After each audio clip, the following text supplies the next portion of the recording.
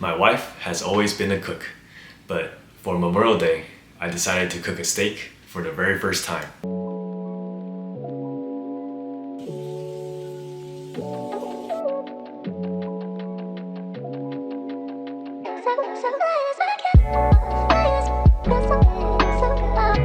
Hi, I'm Jeffrey, physical therapist, and welcome to Life of a PT. Before we start, I want to shout out today's sponsor for this video.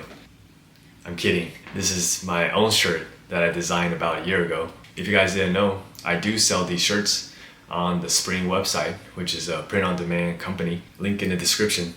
And I have two designs. So this is one of them.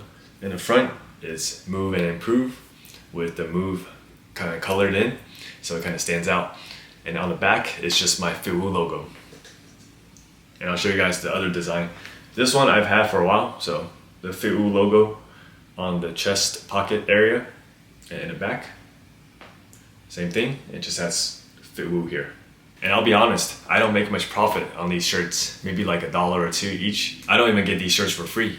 I gotta pay for them full price. So each shirt comes out to be about $30, including shipping. If you guys like the design, or if you see a color shirt that you like, be sure to check it out. I feel like I haven't talked about work in a while, so today I'm going to talk about an interesting diagnosis that I saw for evaluation. With seeing neuro patients, you never know what you're going to get, even after over 6 years of experience. It's always something new. This week, I had an evaluation with inclusion body myositis. I had never heard of this before, but from the name myositis, I could tell it has something to do with inflammation in the muscle tissue. I looked it up some more before I did the evaluation, of course. Inclusion bodies are abnormal protein deposits that may cluster in muscle cells and cause weakness. The inclusion body myositis is distinct from other types of myositis in that the inclusion body can come up on a muscle biopsy, so for diagnosis. Its presentation usually involves weakness in the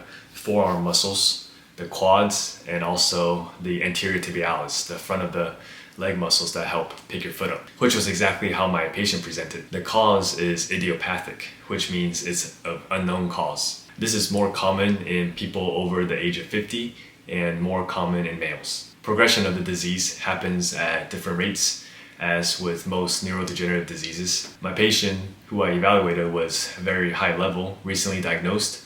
So I just did the evaluation, provided some education, and I didn't actually pick them up for therapy. Now comes the long weekend, Memorial Day weekend. Anytime we get an extra day on the weekend, I'm always excited, even if I have nothing planned. That Saturday, we grabbed some sushi for lunch at our favorite sushi place. It's called Keepers, and I've actually been going to this place since 2011 when it first opened.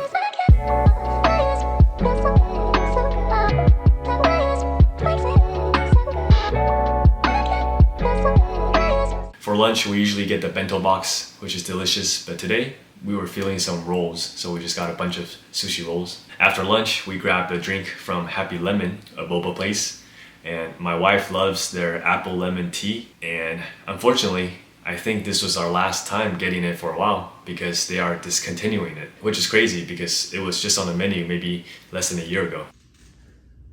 My wife got me another Lego set to build, and I want you guys to check out the pieces and take a guess what it might be.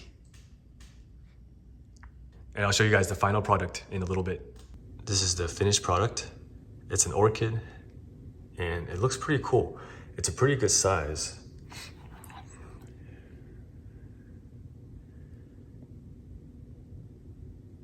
Now, for another wife's cooking spotlight, this week my wife cooked kimchi spam fried rice, which is one of my favorite meals that she cooks. It's delicious, the way how everything comes together, including the egg on top, the spam, along with the crunch from the kimchi, the flavor, so good. Now, for the meat of the video, literally, on Monday, I cooked up some steaks on the pan. I watched a bunch of YouTube videos before, so of course I knew what I was doing. I'm kidding, but I did watch a lot of videos, and it was still very difficult. I picked up 2 ribeyes from our HEB, our local supermarket, one grass-fed and one normal. The normal one definitely tasted better. I think the most important thing about cooking a steak is having a meat thermometer so you can test the internal temperature of the steak. I just kept flipping the steak back and forth until it was medium, and which is what we prefer. And it turned out actually pretty good. And this was my very first time, so I surprised myself. We ate it with a side salad that my wife made and heated up some sweet potato fries from HEB, which are pretty bomb. Hope you guys enjoyed this vlog, and thanks for watching. Click here to watch my last video to see if I bought a Tesla.